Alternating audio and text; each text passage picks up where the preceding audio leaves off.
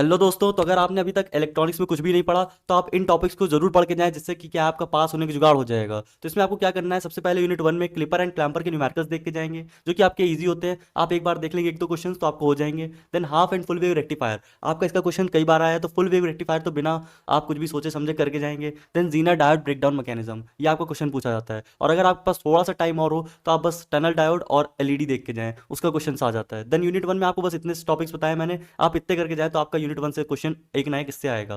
Then आते हैं unit 2 में, तो आपको पता है यूनिट 2 में मॉसफेट जो है उसमें दो टाइप के होते हैं, इन्हांसमेंट और डिप्लीशन। आप ये समझ के चलिए इन्हांसमेंट और डिप्लीशन में से एक ना एक मॉसफेट जरूर आएगा, क्योंकि हर बार आया है, मॉसफेट का क्वेश्चन तो हर बार आता है। तो मॉसफेट करके जाए यूनिट 2 में, और characteristic graph of common base, common emitter, common collector. तो अगर आपका कोई भी ऐसा क्वेश्चन आता है उसमें आप कैरेक्टरिस्टिक ग्राफ बना के आता है ना, थोड़ा बहुत कुछ लिख देते हैं, तो आपको पूरे मार्क्स मिलेंगे, ये तो बता रहा हूँ। तो आपको इन दो टॉपिक्स को कर लेना, यूनिट 1 और यूनिट 2 के जो 3 टॉपिक्स हैं, और इसको इसके दो टॉपिक्स, तो इससे क्या आपको लास्ट में बता रहा हूँ, जिससे कि क्या आप पास हो जाएंगे आराम से।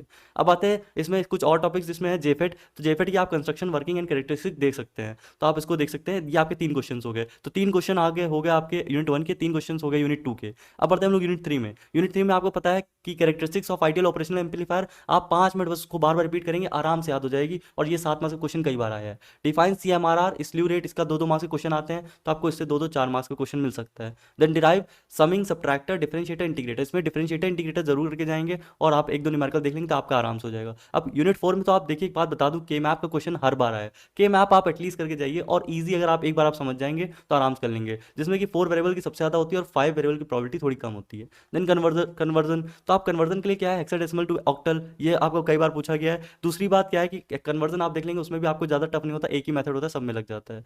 Then NOR and NAND as universal gate, ये आपको कई बार पूछा गया, ये तो क्वेश्चन बहुत बार पूछा गया है कि how the NOR and NAND gates are universal gates, और आप उससे कैसे गेट्स बना सकते हैं सारे, तो आपको क्वेश्चन पूछा गया है, तो आप ये कर लेंगे यूनिट 4 में।